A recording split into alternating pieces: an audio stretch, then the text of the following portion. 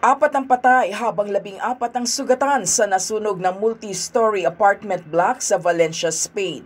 Ayon sa mga bumbero, nagsimula ang sunog sa ika-4 na palapag ng gusali.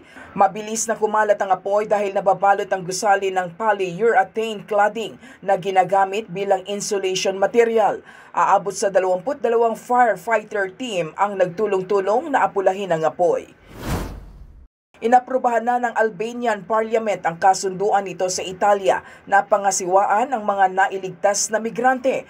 Sa kanyang social media post, sinabi ni Albania Prime Minister Edi Rama na nais nilang tumulong sa problemang kinakaharap ng Europa sa usapin ng mga migrants. Tinuligsa naman ng mga oposisyon mula sa Albania at Italy ang nasabing kasunduan. Ayon sa opposition leader ng Albania na si Gazmed Abardi, banta sa kanilang pambansang seguridad, territorial integrity at public interest ang kasunduan. Sa ilalim ng kasunduan, itatayo ang 2 center malapit sa Cengin sa Albania kung saan magpaparehistro ang mga migranteng nais mag-apply bilang asylum. Sa Australia, inaresto ng mga otoridad si Broome Bishop Emeritus Christopher Saunders dahil sa maraming kaso.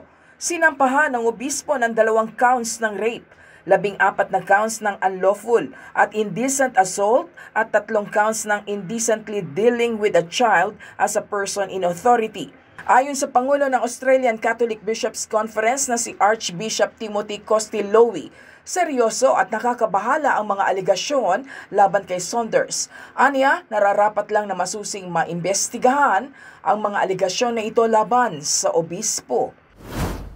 Plano ng China na magpadala ng panibagong pares ng giant pandas sa San Diego Zoo sa California.